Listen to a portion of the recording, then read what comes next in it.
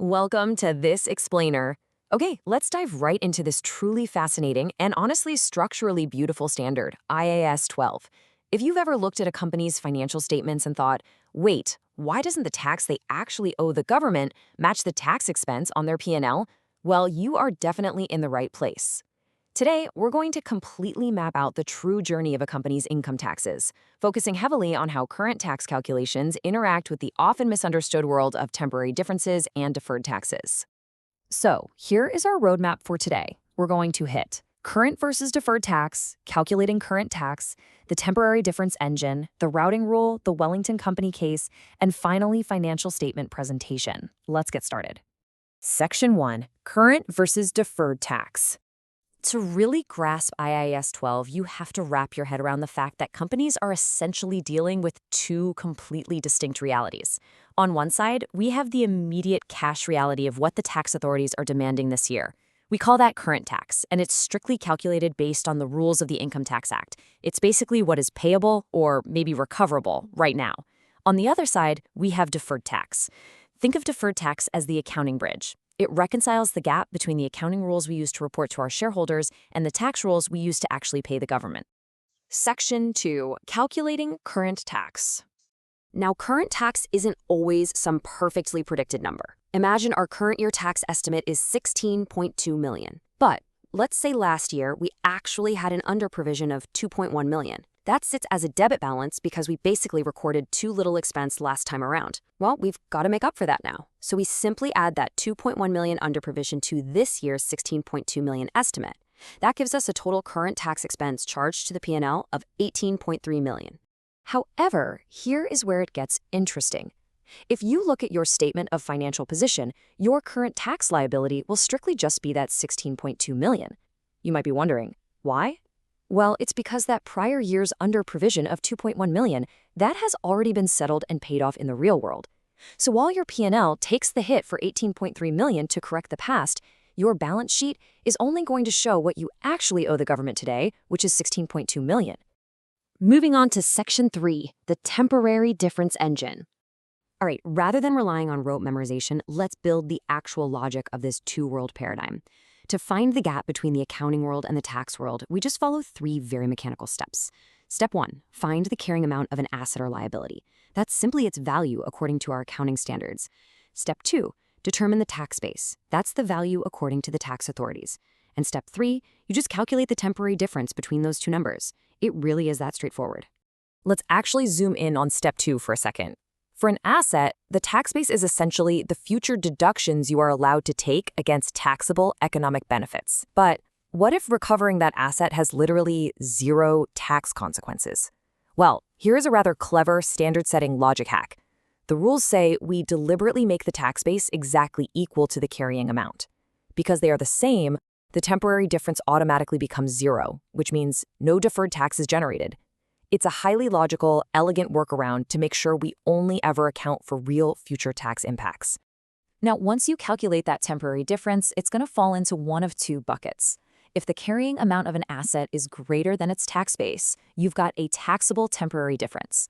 This means you are going to pay more tax in the future, so we absolutely must recognize a deferred tax liability today. Conversely, if the difference means you'll get a tax break down the road, like if a liability has a lower tax base than its carrying amount, you have a deductible temporary difference, and that creates a deferred tax asset.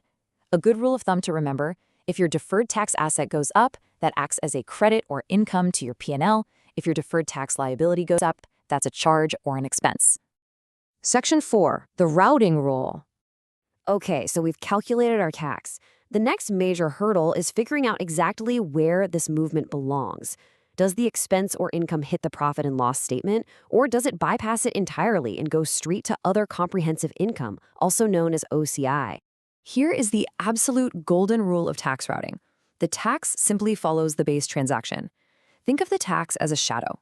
If the underlying transaction that caused the difference, say everyday depreciation, goes to the P&L, well, then the resulting deferred tax shadow goes to the P&L. If the underlying transaction, like a big property revaluation, goes to OCI, the tax shadow goes straight to OCI. And if you incur transaction costs from issuing shares that hit equity directly, you guessed it, the tax impact hits equity directly. It is a perfect logical matching principle. Section 5, the Wellington Company case. Let's put this engine to work. Let's see how all of this builds together in a real-world scenario. Here are our core facts for Wellington Company. We start the year with an opening deferred tax liability, or DTL, of $5.4 million. Fast forward to year-end, and our closing taxable temporary difference is $13 million. The corporate tax rate is a flat 30%. And finally, during the year, we recorded a property revaluation surplus of $3 million. So, let's crunch these numbers. First, we need to find our required closing liability. We take that taxable temporary difference of $13 million, multiply it by the 30% tax rate, and we see our target closing DTL needs to be $3.9 million. Now compare that to where we started. We opened with a $5.4 million liability, and we need to close at $3.9 million. This reveals that our overall deferred tax liability actually dropped by $1.5 million over the year. Now, a drop in a liability is a great thing. It's effectively a tax credit, right? But hold on. We can't just throw that entire $1.5 million credit straight into the P&L. We have to apply our routing rule. You remember that $3 million revaluation surplus? Because that gain went to OCI, its tax shadow absolutely must also go to OCI. So $3 million times 30% gives us a $0.9 million tax charge. This charge essentially pushes our liability up by 0.9. So let's trace this math super carefully. We started with $5.4 million in liability. The OCI shadow added $0.9 million to it, bringing our running total up to $6.3 million. But remember, our target closing balance is only $3.9 million. So how on earth do we get from 6.3 all the way down to 3.9? Well, the remaining residual movement acts as a deferred tax credit in the P&L of exactly $2.4 million. Which brings us to Section 6, Financial Statement Presentation. Now we get to see how this dual engine works together on the actual financial statements. Let's look at the P&L. We have our current tax bill, that harsh reality we calculated back in Step 2, sitting there as an $18.3 million expense. But because our deferred tax liability actually went down, that massive expense is softened by the $2.4 million deferred tax credit we just routed to the P&L. So we end up with a net tax expense of exactly $15.9 million. Meanwhile, the rest of our carefully rounded numbers comfortably find their homes. The other comprehensive income statement absorbs that $3 million revaluation gain, directly offset by its $0.9 million deferred tax charge shadow. And over on the statement of financial position, the balance sheet safely houses our clean $16.2 million current tax liability that we actually owe right now, sitting right alongside our calculated $3.9 million non-current deferred tax liability for the future. The whole system just balances out perfectly. So we've seen how carrying amounts, tax bases, and routing rules lock together to create this unified picture of a company's true tax reality. But I want to leave you with one final provocative thought. Think about this. How would a sudden change in the government tax rate, let's say it drops from 30% down to 25%, how would that ripple through this carefully balanced two-world engine we've just built? How would it instantly alter the value of your deferred tax assets and liabilities before you even earn another single dollar of profit? It's definitely something to chew on.